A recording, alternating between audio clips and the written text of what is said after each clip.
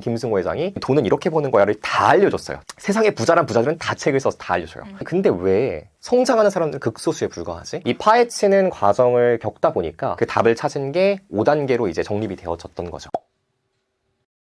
첫 번째 단계가 이제 인지, 두 번째가 자극, 세 번째가 흡수, 네 번째가 체화, 다섯 번째가 성장 단계인데 각각을 짧게 한 줄씩은 이렇게 요약할 수 있어요. 인지 단계는 내가 부족한 점을 인식하는 단계, 자극 단계는 이상적인 자아상을 설계하는 단계, 세 번째 흡수 단계는 내가 오늘 무언가 통찰력 있는 걸 배웠을 때 책을 통해서 배우든 대화를 통해서 배우든 배웠을 때 내 삶에 적용시키고 연결시키는 단계, 네 번째 이제 체화 단계는 단순하고 몰입할 수 있는 삶을 만드는 단계, 성장 단계는 1%와 99%를 나누는 단계예요. 이게 사실은 되게 재밌는 게 성장을 해보셔서 아시겠지만 성장을 하시면 나와 같이 성장할 1%의 그룹과 나를 시기 질투하고 야 저 새끼 뭐야 막 이러면서 맞아요. 까내리고 막 악플 달고 이런 99%로 나눠지게 되잖아요.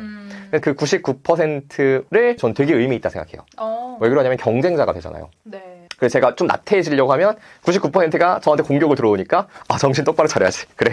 이렇게 되고 제가 중학교 2학년 말에 기말고사 때 어떤 일이 있었냐면 제 제일 친한 친구 중에 한 명이 준호라는 친구가 있는데 제가 야 준호야 내가 수학 시험에서 하나 실수 틀렸어 이렇게 얘기했더니 야 실수도 실력이야. 소름이죠.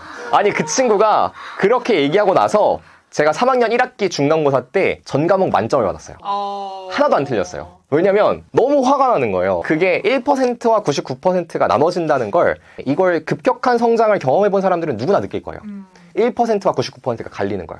근데 급격한 성장을 한 번도 경험해보지 않았으면 두루두루 잘 지내죠. 나를 시기 질투하는 사람이 없거든요. 그래서 마지막 성장 단계가 나눠지는 단계다. 이렇게 생각하면 좋을 것 같습니다. 이 개념을 잡을 때 제가 느꼈던 건 여기 타고난 지능을 슈퍼, 초월해서 이제 새로운 지능의 단계로 넘어가는 걸 초지능이라고 잡았고 결국의 핵심 메시지는 성장에 관련된 메시지를 다루고 싶었었어요. 그 마음의 팔짱이라는 표현이 이거는 직접 하신 표현이실까요? 맞아요. 학생들이 제 수업을 처음 들을 때 진짜 이렇게 듣는 애들이 있어요. 아니 근데 강연에 가면 있지 않아요? 있어. 이게 설득의 심리학이라는 책을 보면 설득하기 제일 어려운 사람이 팔짱 끼고 있는 사람이래요. 그러니까 내가 누군가 뭘 만났는데 팔짱 끼고 있어요? 이건 무의식이 반영된 거냐면 나는 너의 말을 들을 상태가 안 돼 있어. 듣고 싶지 않아. 나는 지금 내 인지 상태가 너의 말을 방어하고 있어. 이걸 내가 몸짓으로 표현하는 게 팔짱이래요. 메라비언의 법칙에 보면 비언어가 90% 이상의 중요성을 차지한대요. 사람의 의사소통에 있어서. 그래서 비언어를 공부하다 보니까 학생들을 볼 때에도 비언어를 자주 보는 거죠. 근데 팔짱을 끼고 있는 애들을 보면 꼭 자만한 애들, 꼭 성적 안 오르는 애들, 꼭 선생님한테서 컴플레인 걸고 항의하는 애들, 이런 애들이 꼭 팔짱 끼고 수업을 들어요. 그래서 제가 처음 수업 시간에 갔을 때부터 하는 얘기가 뭐냐면 내 수업 팔짱 끼고 듣지 말라고. 팔짱을 빼고 수업을 듣기 시작하라고. 그래서 학생들한테 맨 처음에 인지 단계부터 교육을 하고 시작을 해요. 저도 이걸 되게 중요시 여기는 게 저도 이제 과외를 엄청 많이 했었으니까 학생들이 본인이 안 된다라고 생각을 하면 더 이상 해결 방법이 없더라고요. 예를 들어 저는 수학을 했었으니까 나는 수학을 잘 못하는데 근데 제가 봤을 때 전혀 그런 친구 아니거든요. 근데 본인 스스로 나 수학을 못한다. 나는 여기까지야 라고 생각하면 저는 이제 어머님한테 과외 그만하시라고 이렇게 했었거든요. 마음의 팔짱을 학생들 보면서 깨달으셨다고 했는데 스스로도 그랬던 적이 있으신가요? 있죠. 진짜 많고 특히 요즘에 인스타 같은 거 보면 잘난 사람 너무 많잖아요. 그렇지 않나요? 가서 악플 쓰고 싶지 않나요? 야 사기꾼 야 네가 뭔데 진짜 매출액 증명해봐 하고 싶잖아요. 솔직히 누구나 다 그렇게 않나? 저도 그래서 막 그런 거 하고 싶긴 한데 이제 내가 팔짱을 끼고 있구나를 인지를 하는 거죠. 지금은 이제 인지가 돼 있고 오히려 그 마음을 좀 억누르고 좀 친해지려고 노력하는 것 같아요. 그런 사람들한테 오히려 더 대시하고 다가가고 악플 달리려면 잠깐 선플 달아 잠깐 선플 달아 막 하고 막 댓글 달아주면 다시 또 좋은 댓글 달고. 근데 그러다 보면 솔직히 좀 사기꾼을 만나는 경우도 있고 그러니까 겉만 번지르르 하는 사람도 있잖아요. 근데 그런 사람도 있는 반면 어떤 사람들 중에는 진짜 진실되고 내 삶에 도움이 되는 사람도 있더라고요. 그래서 그런 사람들을 잘 찾아내는 게 중요한 일이지 않을까 싶은 생각이 들고 그 사람들과 또 1%의 관계를 만들어가는 게 중요한 과정인 것 같아요. 그래서 저도 사실 진짜 막 돈이 아예 없을 때에는 막 진짜 얘기 들으면 너무 짜증났어요. 그러니까 막 친구들이랑 모임을 간다. 그러면 뭐 원래 강남에 살던 친구들도 있을 거 아니에요. 강남에 사는데 뭐 이번에 결혼하는데 엄마가 뭐 집을 해줬다. 강남에. 그러면 너무 짜증나죠. 잘났다. 배가 아프긴 하죠. 나는 근데 집이 없는데 어떡하지? 약간 이렇게 생각이 들고 되게 짜증나고 그러면 사실은 그 친구 집이 잘 사는 것도 있지만 그 친구 자체가 능력이 있을 수도 있잖아요. 근데 그 친구한테 배울 수 있는 좋은 점들을 다 이제 못 배우게 되고 계속 나는 이제 그 안 좋은 악순환의 고리에 빠지는 거죠. 나보다 발전된 사람으로부터 뭔가 배울 수 있는 게 있으면 배우려고 노력을 해야 되는데 계속 질투하고 시기만 하다가는 배울 수 있는 걸 못 배우고, 제가 예전에 되게 어리고 젊은 사업가인데 직원이 막 10몇 명이 넘고 사무실 찾아갔는데 저보다 동생인데 너무 주눅드는 거예요. 와, 얘는 뭔데 벌써 이렇게 사업을 키워놨지? 매출액이 이렇게 높지? 막 그런데 제가 그 열등감에 휩싸인 상태에서 그대로 있었으면 사실은 저도 발전하기 되게 어려웠겠죠? 근데 그 친구를 보면서 그래, 내가 지금 어떤 게 부족한지를 다시 한번 인지하게 되고, 그럼 나도 저 정도로 나가려면 뭘 노력해야 될까를 고민하게 되면서 더 크게 많이 성장할 수 있었던 것 같아요. 근데 이게 말씀하신 게 저도 진짜 소름인 게, 의도적으로 이렇게 생각을 바꾸는 과정을 저도 되게 오래 했었고 훈련해야 지금도 돼요. 하고 있어요. 맞아요. 훈련해야 돼요. 맞아요. 저 사람은 긍정적이니까 저렇게 되겠지, 뭐 이런 거 절대 아니에요. 완전 전 지금도 진짜 작년 진짜 음. 최근만 해도 같은 학교 후배님이신데 되게 빠르게 성장하는. 네, 엄청 빠르게 매출액이 또 성장하고 막 이러시더라고요. 보면은 이제 막 질투 나고 당연히 질투 나고, 이게 사람의 마음이 어쩔 수 없는 것 같아요. 어쩔 수 없어요, 그거는. 부정적인 게 먼저 들어와요. 먼저 악플부터 쓰고 싶어. 맞아. 근데 이제 그거를 누르는 그게 이제 중요한 게 아닌가. 맞아요. 솔직히 이 책을 읽고 실행하는 사람은 한 8% 내외에 불과할 거라고 생각이 들고, 그 8%의 사람들은 기존의 지능을 초월해서 좀 새로운 성장의 단계로 들어갈 수 있을 거다. 그것만 해도 저는 이 책이 성공이라고 생각을 하고, 이 8%의 사람들에게 전하는 메시지가 있는 거죠. 사실 92%는 아무것도 안 해요. 결국 책 봐봤자. 8%라는 게 저는 좀 약간 의아하거든요. 보통은 대충 이렇게 한 20%, 10% 이렇게 보통 끊어서 얘기하는데 네.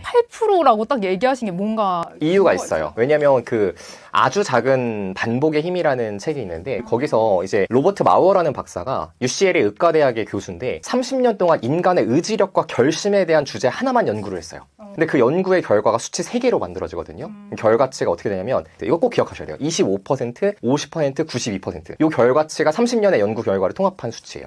근데 사람이 1월 1일 날 우리가 결심하잖아요. 그리고 의지력을 가지고 행하려고 노력하잖아요. 예를 들면 쉽게 얘기하면 뭐 다이어트를 하겠다, 아니면 뭐 운동을 하겠다, 아니면 공부를 하겠다. 학생들은 그런 경우가 있는데, 그렇게 하면 25%의 사람들은 일주일 내에 포기한대요. 다이어트 해보셨잖아요, 피디님. 하다 보면 이제 3일 뒤면 야식 먹고 싶고, 치킨 먹고 싶고, 내 몸이 항상성을 발휘해서 원래의 상태로 돌아가려고 노력을 많이 하는데, 그게 25%가 일주일 내에 포기하고, 그리고 50%는 한 달 내에 포기를 한대요, 연구 결과가. 그리고 1년 동안 목표를 지속해서 달성하는 사람은 92%가 아주 중도에 다 포기를 하기 때문에 8%에 불과하다라고 이야기를 하는 거죠. 저는 이렇게 생각을 하는 거죠. 그래서 학생들한테도 얘기를 계속하지만, 이 8%의 사람만이 실제 경쟁자들이고 실수들이고, 나머지 92%의 사람들은 허수에 불과하다. 그러니까 사실 이 책을 아무리 좋은 책을 내가 줘서 읽게 해도 8%의 사람들만 지속해서 적용해가지고 성공을 이룰 거고, 1%는 그 좋은 걸 보면서 아무것도 안 할 거죠. 그래서 8%라는 얘기를 했었어요.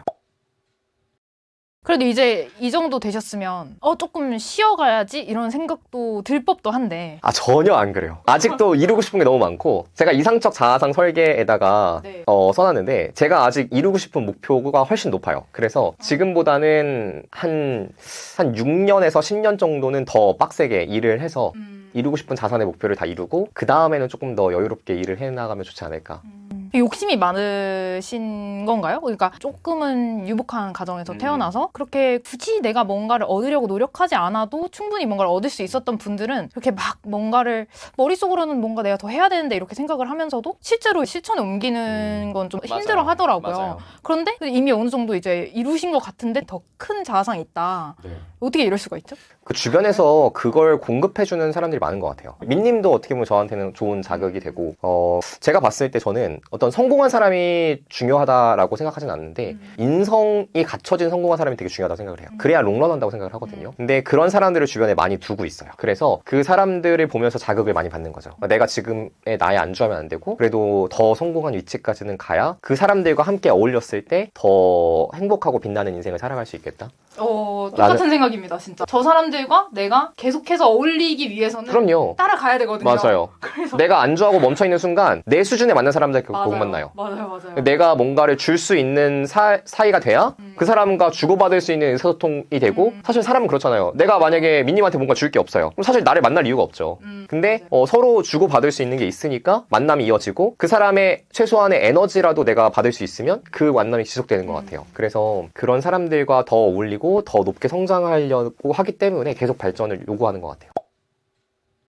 우리 돈 버는 것도 사실 그냥 돈 못 버는 사람들은 아, 나 왜 이렇게 돈 버는 능력이 없지? 돈을 어떻게 벌지? 이렇게만 막연하게 생각하잖아요. 네네. 근데 이제 그 김승호 회장님 강연 보셨나요? 네. 돈을 버는 능력이 4가지가 있다. 맞아요. 돈을 버는 능력, 돈을 쓰는 능력, 돈을 지키는 능력, 돈을 굴리는 능력. 네. 이렇게 4가지가 있는데 그럼 난 4가지 능력 중에서 뭐가 부족한가? 사실 돈을 많이 버는데 많이 쓰는 애들도 되게 많잖아요. 지키지 못하는 애들. 아니면 돈을 많이 버는데 굴리지 못해서 불리지 못하는 애들도 되게 많고. 그럼 그 중에서 나는 어떤 능력이 부족한지를 정확하게 인지하고 돈이 불리는 능력이 부족하다고 하면 그 중에는 주식과 부동산이 따로 또 있을 거고 요즘 뭐 비트코인도 해당할 수 있겠죠. 뭐 그런 분야 속에서 내가 부족한 부분은 어딘지 주식이라고 하면 미국 주식을 잘 못하는지 국내 주식을 잘 못하는지 그 중에서 또 배당주를 못하는지 성장주를 못하는지 그러니까 세부적으로 들어가서 다 내가 하나하나 부족한 포인트를 인지를 해야 되는데 사람들은 그냥 돈을 어떻게 벌지? 왜 그럴까요? 그 개념 체계가 안 잡혀 있는 것 같아요.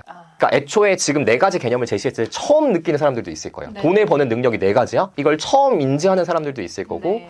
이게 인지가 된 사람들 중에서도 내 삶에 적용을 못하는 사람들도 있을 거고 그래서 이걸 알기 위해서는 많이 독서도 하고 관련된 커뮤니티도 참여를 하고 유튜브 강연도 열심히 들으시면 도움이 되겠죠? 평범한 사람도 성공할 수 있는 알고리즘이라고 하면은 이 몰입 얘기가 나올 수밖에 없을 것 같거든요. 그래서 요거에 대해서 조금 더 자세하게 조금 얘기해 주시면 좋을 것 같습니다. 몰입이라고 하는 게 목표를 설정하고 그걸 향해 나아가는 과정이잖아요. 근데 이게 사람의 성향 차이가 되게 큰 것 같아요. 막 저는 극강의 효율을 추구해요. 그러니까 쓸데없이 시간을 낭비하고 쓸데없이 시간을 이상한 데 보내고 돈을 이상한 데 쓰고 이런 걸 너무 싫어하는데 제 와이프는 ENFP인데 일을 몰입시키는 게 아니라 확장을 시키는 걸 좋아하는 성격이더라고요. 근데 이런 사람들은 몰입이 되게 힘들죠. 근데 ESTJ는 몰입을 하지 말라고 해도 몰입을 하는 사람들이고 ENFP 같은 경우에는 이제 발산이 많다 보니까 몰입하는 방법을 좀 알려줘야 되는데 사실 그때 제일 중요한 게 잔가지를 쳐내는 것 같아요. 내 우선순위에 맞지 않은 잔가지를 잘 쳐낼 수 있는 사람. 내 삶의 우선순위가 적은 것들을 인간관계도 끊어내고 사실 필요 없는 관계 많잖아요. 그쵸, 네, 너무 많죠. 너무 많죠. 저는 이미 다 끊어냈어요. 저도 다 끊어냈어요. 저는 하루에 카톡이 별로 안 와요. 아, 연락이 좀 안 왔으면 좋겠어.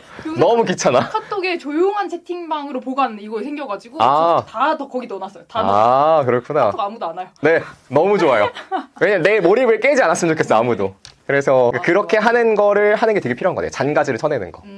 그렇죠. 장가지 중에는 이제 이런 카톡 같은 연락 같은 것도 있겠고 대표적인 장가지가 지인들과의 약속, 네, 지인들과 약속, 단톡방 그것들이 제일 많고 돈 쓰는 것도 되게 그런 게 있는 것 같아요. 쇼핑하러 나가는 거. 돈 쓰러 가는 거나 네. 아니면 내가 돈을 쓰는 거에서도 좀 너무 발산스럽게 돈을 쓰진 않나. 그러니까 아무거나 그냥 생각나는 대로 그러니까 우리가 뭐 시발 비용 이렇게 얘기하잖아요. 네. 그러니까 오늘 그냥 아이씨 그냥 긁어 막 이렇게 하는 네. 그런 비용들도 다 없애야 되지 않나.